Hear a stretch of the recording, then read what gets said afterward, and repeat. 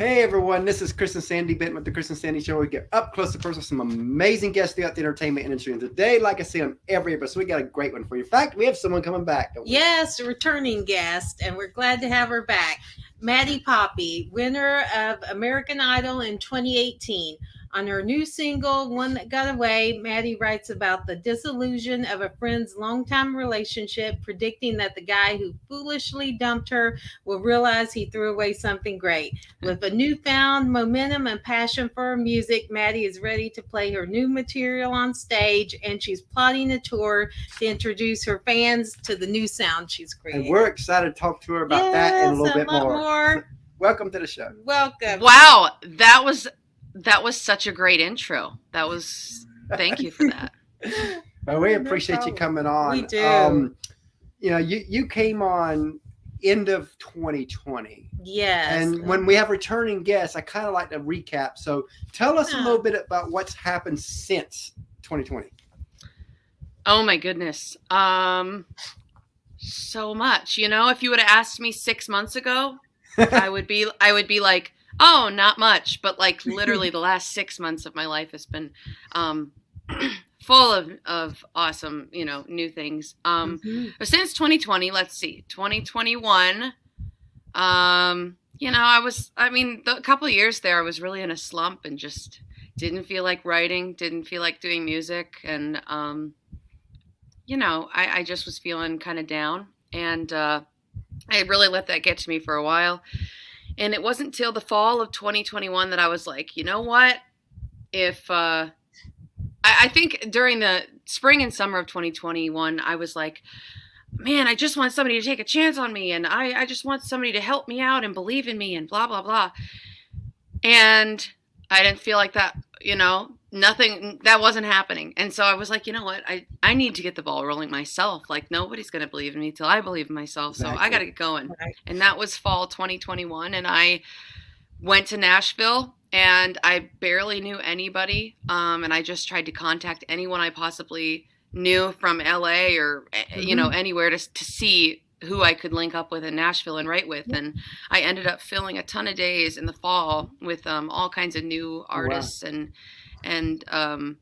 writers and producers. And so I did a lot of writing in the fall of 2021. And then I had new music that I was really excited about. And then I was ready to do something with this music, and I was really excited about it. And then 2022 rolls around. And sorry, I'm going on such a tangent here. Sorry, I didn't even think. But anyways, 2022 rolls around, and I was like ready. I was like, yeah, let's do this. I'm finally ready to get back at it and release this stuff. And my team just fell apart. I lost everybody. Everybody just kind of, I understand they all had their reasons, and there's no hard feelings. But I ended up literally all alone. And I don't know what to do. Like, I've been surrounded by a whole team of people, a label, an agent, a manager, social media people, like marketing people, for 4 years, and then all of a sudden everybody's gone and I'm by myself. And I'm like, I didn't even know what was happening when all these people were on my team before. How am I supposed to do this by myself? So I was so lost. But I knew I wanted to release this music, but I was like, how do I do this independently on my own? Mm-hmm. And I reached out I actually went on tour with Ingrid Michaelson in 2019. I think I maybe talked about that before, but that was a really great experience for me. And I actually got to know Ingrid's manager, Lynn Grossman. And she is somebody who, just knows this industry in and out. It's just like she is so knowledgeable, and obviously like her and Ingrid have built like an empire, and Ingrid's been independent her whole career. So I called Lynn because I was like, I just want some advice on how to do this independently, because I have no idea what I'm doing. And we kind of had a small a talk, and she said, why don't you send me the songs? I'd like to hear them. And I sent her One That Got Away. And she said, she said, I want to help you release this. My team and I want to help you release this. And so then I'm kind of on board with Secret Road now, which is her company, and they have been great. And so they've been helping me navigate this whole thing, and they have they're the reason that this song is even out, because I wouldn't have even known how to do that by myself. So that's where I'm at right now, and that's been since January. Like that's what's been happening. That's a lot since January. Yeah. So everything really just like happens so quickly, and it's just crazy when one person believes in you, or like sees potential, or is excited about it. She just got this whole stir of people excited, and now I've got all these people like helping me out, and I'm so grateful for it. So I owe a lot to her, and I'm so grateful to be working with her and her team. Talking about being alone and all, let's go back a little bit, because everybody they see that, season 16 Idol winner, on top of the world, the glory, but they don't see the after. Yeah. They don't see what comes after that you weren't prepared for, and many people who are in that position are never prepared for the struggle side, the sacrifice side. And I always want to talk on this show that side of the music industry, because nobody really talks about that, but we do. So tell us a little bit about, you come off the stage, you're the winner. What happened from that point, and take us through a moment, some of the stuff you went through mentally. Well, I mean, I remember so clearly just being like, I'm the winner, and now I have no idea what that means. They said, oh, you won $250,000 too. And I was like, I didn't even know that was part of it. Sweet. Like there was like all kinds of things that were like, oh, this too. And like in a snap of a finger, as soon as he read my name, now I have a record deal, a manager, a booking agent. Like I have all of this at my fingertips, and it was so overwhelming, but it was such an amazing feeling. Like what? I'm just like, I guess I'm given to all these new people, and it was very exciting, but it was very overwhelming. And to be honest, it was I could not ever be off. I had to always be over 100%, because every person that I was meeting, I knew was going to be super important in my journey, and I knew that I'm new to this industry, and so I have a lot to prove, and so that was a really big. I remember being like, it was so much fun, but it was exhausting. I guess I should pull up. I wish I could pull up the calendar of my 2 weeks after that, because. So it was worse than Hollywood Weeka. Oh my gosh! So that night we got right on a jet, and we flew to New York, and I am on the jet taking my makeup off. Like finally I get to sleep. Yeah. And then they're like, because I'm thinking, okay, we got time. We're going to have hair and makeup before GMA, blah, blah, blah. No, they get us like off the jet into this van, and they're like, okay, you're going to be on GMA in 30 minutes. And I'm barefaced in like my pajamas. And I'm like, what? Why didn't anyone tell me this? So I'm in the back just caking on makeup, just like trying to figure out how I'm going to be on national TV in 30 minutes. And somehow pulled that together. If you look at pictures of me on GMA, you can tell like I have barely any eye makeup on. All I had time to do was mascara. But anyways, yeah, I one of my really, somebody who I really always cherished and is so grateful for. Her name's Amari, and she was on my team when I was at Red Light Management, and she eventually moved to a different company, but she was someone who was super pivotal in my journey, and just believed in me and was there for me, and was just honestly like a big sister almost, even for me. And but this is how overwhelming that day was. That was the first day that I met her, and we talked about this several years later. I said, we were talking about how I was in New York that day and being shuffled around. You know, right after GMA, I went to Kelly and Ryan. And then, she was like, yeah, that was crazy. And I was like, you were there? And she's like, yeah, I was with you the entire day right by your side. And I'm like, what? I didn't think we met until I got back to LA. So like, that's how overwhelming. I didn't even realize that this lady was beside me this entire day, like with me going through everything, which is horrible. But so then we do all this stuff in New York, and then they fly us back to LA, and it's go time. We hit the ground, and I then go to Hollywood Records. I come down the staircase, and the entire company is down there, and they're all like, yeah, and I'm exhausted, but I'm just like, oh my gosh, I have to meet all these people, and like, what am I doing? This is so overwhelming. And then everybody's coming up and talking to me and introducing themselves, and I'm like, I'm never going to remember any of your names. And then, after that, then there was a 3-day music video shoot, and that was insane. That was such like a high dollar. I can't imagine what that music video costs. I mean, actually, I kind of can, because I think I still have the spreadsheet of the budget, and I know that a lot of the budget was spent on that really early on. That's why we didn't have money to make a music video for Nothing Good Comes Out of California, but that's besides the point. But anyways, yeah. So I mean, it was just so overwhelming. I was constantly just being like shuffled around and meeting people. And there were all the Radio Disney Music Awards. I mean, it was insane. It was crazy.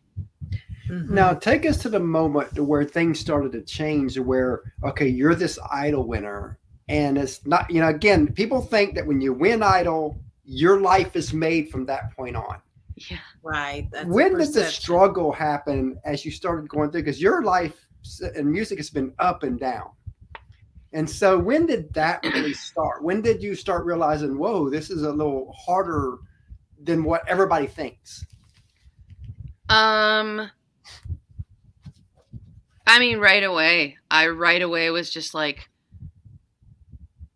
to be honest, if this might sound like cocky or whatever, but I'm proud of like myself that I even was able to get through all of that, because that was so overwhelming. And to be honest, it was so much fun. Don't get me wrong. I'm so grateful for it. I had once in a lifetime opportunities that some people would only dream of. Exactly. And it was amazing. Wow. But like, I remember coming home every day and just bawling and being like, I need to go home. I need to see my family. Wow. I am so overwhelmed. I can't do this. Like, if this is what this is, I am not cut out for it. Wow. And I don't know how I'm supposed to do this. But then I'd wake up the next day and I'd go there and be so excited, and it was right away that I was feeling like, oh my gosh. But then, that was just like the press side of things. And that, so that was like just this whole big thing about me just being paraded around and the American Idol winner. But, I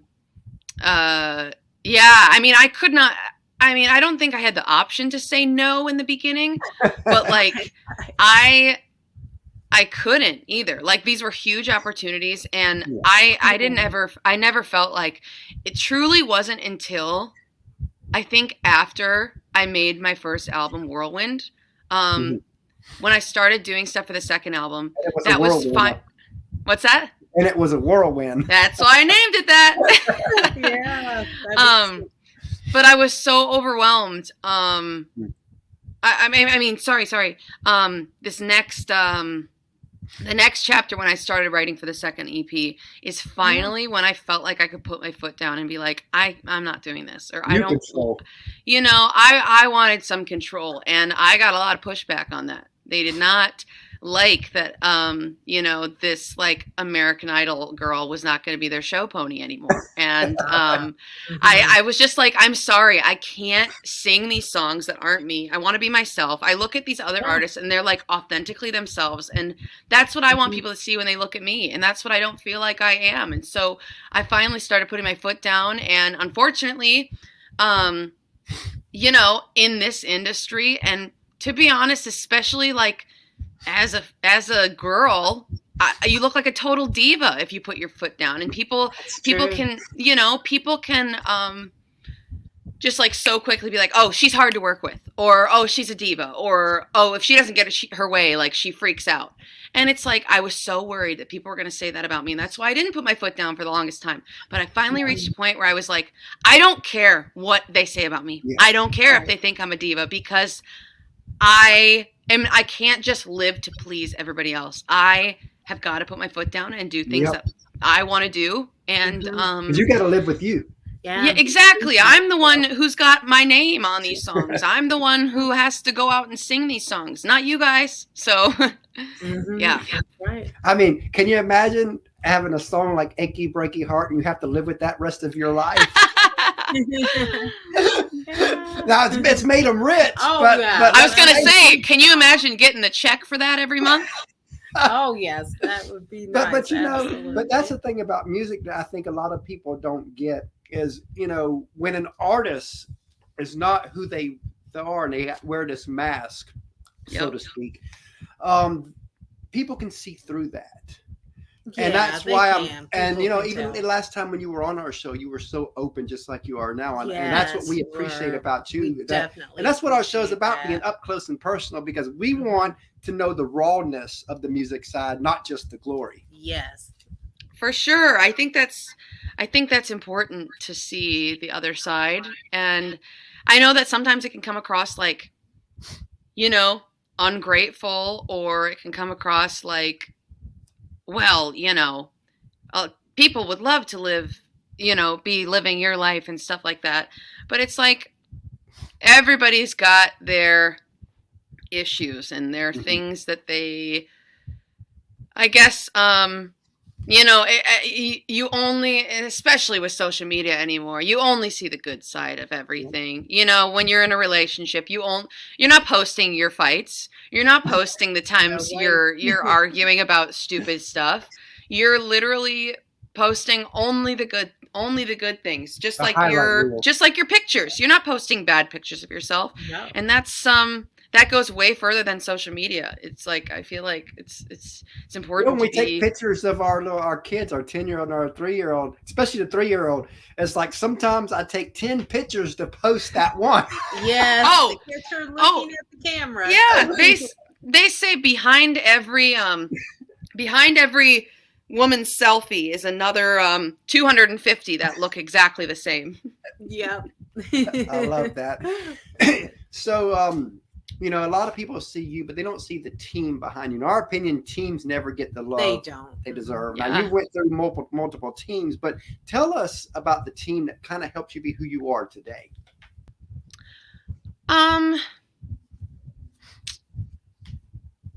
If I'm being honest, I think there were teams that I was a part of in the past that didn't know who I really was, and kind of wanted to mold me into something, try something new, because they didn't really know what I was, or they didn't believe in what I was going to do was going to be good enough. And I will say, as like difficult as that sounds, I'm grateful for it, because now, like, it makes me value the people who do believe in me so much more. Like Lynn, like I was telling you, like Lynn and her team, I can appreciate them so much. I mean, I already did, but I can appreciate them so much more because of the few people I bumped into before that didn't really care and were just were told, okay, try to make music with this girl. Okay, well, we'll try our best, and I say that too, like, I wouldn't be, like, if you just heard yes all the time, be like, you're just used to it. And then those no's really hit you with the blow. But like, I was on The Voice. I was on The Voice in 2016, and I didn't get a chair to turn. And I was, obviously I was obviously upset about that. But, that made me so much more grateful winning American Idol, because I was like, I think about it. It's like I could have again been the girl who like got told know, or like didn't even make it to Hollywood Week. But like, it makes me so much more grateful for the yeses when I hear the no's, you know. And it's also important, I think, like you said, like being realistic with things and showing people behind the scenes of that it's not all great all the time. Because, you know, just telling that story, I hope that can inspire somebody else to think like, oh, so you mean I don't have to succeed the first time that I try something? You know, because I think that, you know, that's just an unrealistic expectation. And I think that hopefully that inspires some person watching right now who just got told no on The Voice to try out for American Idol, you know? Yeah, somebody asked, Susan asked, do you have control of the songs that were supposed to be released in 2020? Ooh, I would if I had about $250,000 to spend on songs. But see, again, that's the side people don't talk about. That exactly. I think that, and I think from Taylor Swift to other people, it's starting to come out. Yeah, it's coming out of more and some more. Things that, you know what, before you sign that dotted line, here's what you need to think about. Yeah, and that's so those songs, and they're great songs, but they were done by like some enormous producers in LA who are used to working with Ariana Grande, Katy Perry, Taylor Swift, people who are on these labels where money is not an object, you know, and it's just like they have an empire. And so, you know, there's no limit. And so when somebody like me comes in, it's like they charge the same thing. And at the time, my label was willing to pay $80,000 per song. Yeah. And, which is insane to think about. That's crazy. But, so yes, if I had that money, I could use those songs, but I'll be totally honest with you. Even if I could get those songs right now for the price I'm paying for my other songs right now, like independently, I don't think I would take them. I really don't, because I think they're great songs, but I have learned like in the past year, like that's not representative. They're not representative of me. They were they were written by other people. They're other people's stories. They're other people's sounds. Yeah. They didn't fit me. And so I wouldn't take those songs, which is crazy that, you know, you can pay the price of $80,000 and it can, you know, even if it's a great song, but like, it just shows it's not you. It's not you. Yeah, again, exactly. You have to sleep at night. Exactly. Yeah. And you know, speaking of teams, we have a third co-host, our little 10-year-old that we asked a couple questions. So Sandy's going to go get him. Oh, awesome. So while she's getting him, tell us about your new song. Well, my new song is One That Got Away. And I feel like it's the most authentic thing I've released, probably since my first album, Songs from the Basement, which I did with my dad in my basement, and nobody had any influence on that album at all, except for my dad. I wrote all those songs alone in my room, and then when I presented them, I was like, here it is, and this is it, and nobody changed anything about them, but my dad produced them. And so that was very authentic to me, because it was my words and everything. I did all of that. But yeah, hi. But One That Got Away is the sound. The sound is so authentic to me. It's everything that I've been looking for, but I didn't even know I was looking for. And so, yeah, I'm so excited about this song, and it, I think it's the new, you know, a new chapter for me, and I'm excited for people to hear the other songs. Love that. Hi, Maddie Poppe. So what's your favorite food? Well, hi, what's your name? Christopher. Oh, Chris Jr.? Yep. They call you that? Sorry. Maybe they don't want to, maybe you don't want to be called that. He likes Christopher. Oh yeah?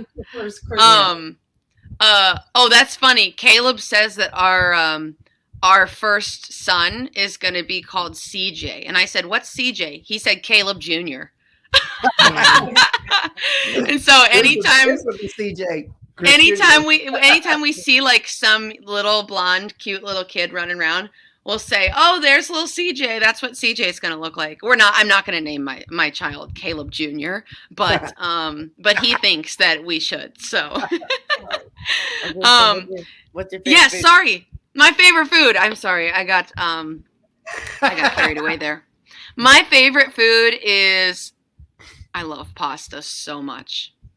Like, yeah, pasta. It's got to be it. What's yours? My favorite food is pizza. Yeah. Oh, I love pizza too. What's your favorite pizza? Pepperoni, sausage, and supreme, and pineapple. He's got like 4 faves. Oh, so you are, yeah, pizza's all the way around. Do you like Canadian bacon? I don't know. I don't know if we have ever had. Yeah, I think I Oh know. my gosh, that's my favorite pizza. Canadian bacon. You should You have try to it. try it now. Yes. Yeah, we'll Yeah. try it. Yeah. All right, so what's your favorite TV show? My favorite TV show is, it's a tie right now because I love The Office and I could recite every line from it and I think it's so brilliantly written. But I love Impractical Jokers too, and I laugh. I literally can just be alone watching that. I just like belly laughing because that show is just like such a pick me up for me. So, how about you? My favorite TV show is SpongeBob. Oh, I love SpongeBob. That's probably on my top 5 too. I will still watch SpongeBob. I think that is very clever. I love SpongeBob. All right, bye. Thanks. Bye. It's nice to meet you. Well, he loves to do this, and I know I value our time with you, so I don't want to go over our time. So, as we close out here, what advice would you give that person that wants to do what you do? I would say, as cliche as this might sound, and as much as you might have heard this already, but I would just say being yourself is so important because that's what's going to draw people to you, and you can't, it's so hard to imitate something else. It's exhausting. It'd be exhausting to chase something that you're not just to please other people. Because when you please other people enough, you get so frustrated and so worn out and you want to just give up. But when you're yourself, it's like, you can't run out of yourself, Right. I love that. And, we really enjoyed having you on the show today. So tell everybody how they can find you. So, so you can find me on Instagram. I'm Maddie Poppe. Facebook, Maddie Poppe Music, I think. And I've got a tour coming up that I'm very excited about. I'm going to be bringing a full band with me, and that's the first time that's happened in a long time. But I'm bringing a full band with me. We're playing all new music. Like songs that I've not played before and a few unreleased things. So they can get tickets at my website. I'm really, really excited about those shows. So that is awesome. And, we look forward to having you back for a third time down the road. And maybe then we'll have the full 45 to 60 minutes with you. Yeah. For sure. All right. All right. Thanks so much Thanks for your time. Yeah, thanks so much for having me, you guys. It was our pleasure. Yes. Have a good one. Bye. You